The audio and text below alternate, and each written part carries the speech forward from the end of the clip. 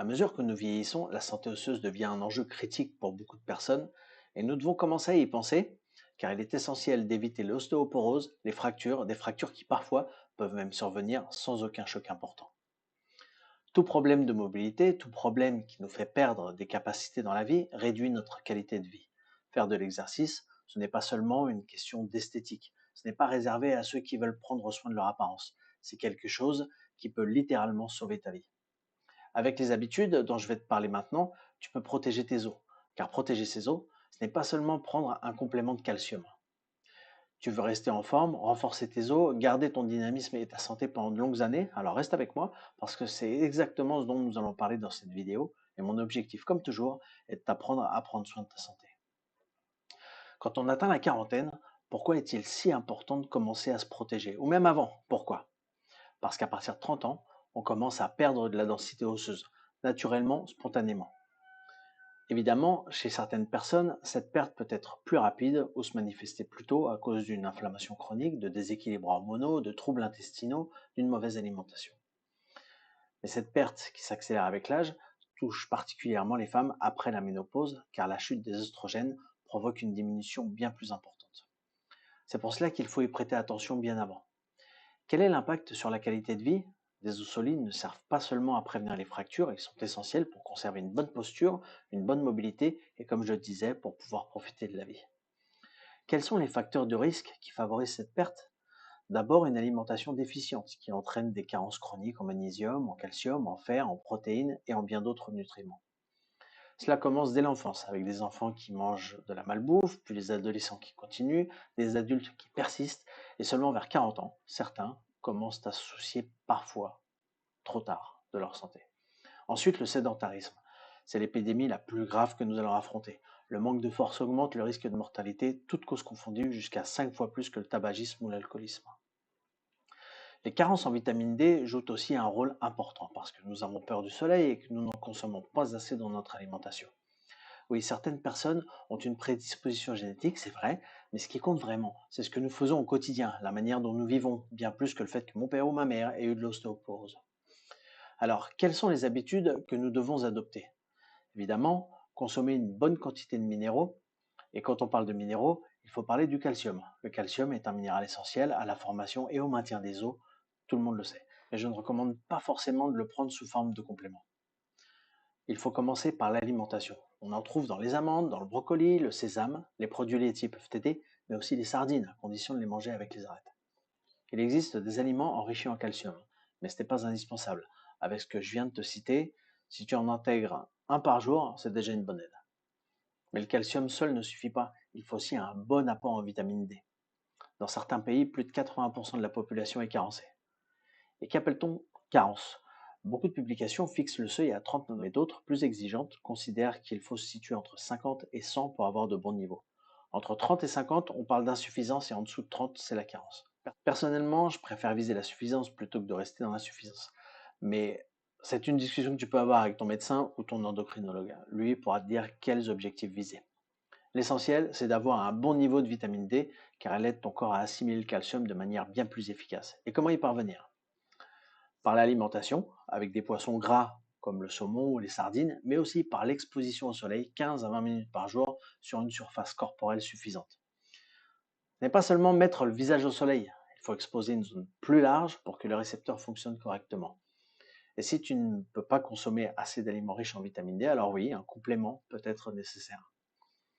Mais il y a une autre chose importante, le magnésium. La majorité des gens en manquent. Or, c'est lui qui active la vitamine D. Sans soleil et sans magnésium, tu peux avaler autant de gouttes ou de gélules que tu veux que ça ne servira à rien. Avant toute supplémentation, consulte un médecin pour évaluer tes niveaux. Ne te précipite pas, car un excès de vitamine D peut poser problème même si ce n'est pas fréquent. Dans la plupart des cas, une supplémentation de 1000 à 3000 unités par jour, adaptée à tes besoins et suivie régulièrement, suffit à corriger une carence, puis à maintenir de bons niveaux. Autre recommandation, fais des exercices avec des poids. Les poids, la charge verticale, stimulent la formation osseuse et renforcent les muscles. Si j'ai de bons os, de bons muscles, de bons tendons et de ligaments pour soutenir le tout, mes os resteront solides. Cela peut aller de la marche rapide au renforcement musculaire en passant par des exercices mobilité comme le pilates. Combien de fois par semaine? 4 à 6 séances avec un jour de repos actif, comme la marche par exemple. 3 séances de musculation et 3 d'activités complémentaires, cardio, sport collectif, natation, pilates, peuvent déjà faire une grande différence. Il faut aussi réduire au minimum la consommation d'aliments ultra transformés. Pas les supprimer totalement si tu veux en profiter une fois de temps en temps, mais les limiter autant que possible. Ces produits ne sont pas nécessaires et contrairement à ce que certains influenceurs affirment, ils sont liés à des troubles mentaux, à des cancers, à des maladies auto-immunes, à une inflammation chronique. Ils sont bourrés de sel, de sucre, d'additifs chimiques, de dérivés de pétrole et dépourvus de fibres. Leur consommation régulière entretient une inflammation chronique qui perturbe le cortisol et favorise la décalcification osseuse. En parallèle, du calcium s'accumule là où il ne faut pas, dans les nerfs, les vaisseaux sanguins, entraîne à terme des démences, des micro-infarctus cérébraux ou intestinaux, des neuropathies. À la fin, c'est à toi de choisir. Veux-tu nourrir ton corps avec de l'alimentation simple et naturelle ou accumuler les risques avec des produits artificiels? L'hydratation est une autre clé. L'eau, associée aux électrolytes, le sodium, potassium, magnésium, chlore, permet aux nutriments de circuler correctement. Le magnésium stocké en grande partie dans les os est indispensable, non seulement pour leur structure, mais aussi pour l'équilibre global du corps. C'est donc une question non seulement de boire assez, mais aussi d'avoir suffisamment d'électrolytes. Et bien sûr, un bon apport en protéines est fondamental, car les os ne sont pas faits que de calcium, leur structure repose sur des protéines. Si tu vis en déficit de protéines avec par exemple juste un café et une tartine au petit déjeuner, un peu de poulet avec du riz le midi et une tisane le soir, tu seras chroniquement carencé, et cela affectera tout ton organisme. Tu pourras prendre tout le calcium et vitamine D que tu veux, ton corps fonctionnera mal. Foie, intestin, cerveau et les os. Les neurotransmetteurs eux-mêmes dépendent des protéines, puisqu'ils sont fabriqués à partir d'acides aminés. Sans bons apports, tu risques dépression, fatigue, manque de motivation à faire du sport, ce qui fragilise encore les os. Tout est lié, et chaque point influence les autres. C'est la même chose avec le sommeil et la gestion du stress. Le manque de repos et le stress chronique accélèrent aussi la perte osseuse. Enfin, il faut corriger quelques mythes. Beaucoup pensent que seuls les seniors doivent se préoccuper de leurs os. Faux. Il faut commencer dès la vingtaine ou la trentaine. Autre idée reçue, le calcium des comprimés est équivalent à celui des aliments. Non, celui des aliments est beaucoup mieux assimilé et moins risqué. Troisième mythe, si je fais beaucoup de sport, je peux manger ce que je veux. C'est totalement faux.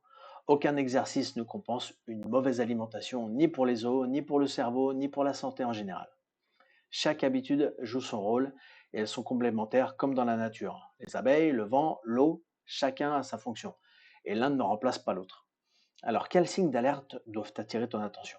Des douleurs osseuses ou articulaires persistantes, des fractures fréquentes ou causées par de petits chocs, une perte soudaine de taille ou une posture voûtée, des crampes musculaires régulières, souvent liées à des carences en magnésium, potassium, sodium ou calcium. Tout cela peut indiquer une fragilité osseuse avancée. En résumé, prendre soin de ses os ne se limite pas à avaler du calcium, c'est un travail global tout au long de la vie, alimentation saine, apport suffisant en protéines, en calcium, en magnésium, en vitamine D, hydratation, exercice physique, gestion du stress et un sommeil réparateur. Cela permet de ralentir le processus naturel de perte osseuse et de garder des os solides pendant longtemps. Vieillir en bonne santé, c'est rester jeune plus longtemps et non pas prolonger la vieillesse. C'est pour moi la véritable définition de la longévité. Mais comme toujours, mon objectif est de t'apporter des informations, des outils et des conseils que tu puisses appliquer dans ta vie pour devenir maître de ta santé, retrouver ton énergie et rester plus jeune plus longtemps. Si tu veux aider d'autres personnes à faire de même, je t'invite à partager cette vidéo avec tes proches. Et si tu es nouveau ici, abonne-toi, active la petite cloche pour recevoir toutes les prochaines vidéos. Je t'envoie un grand merci et je te dis à très bientôt.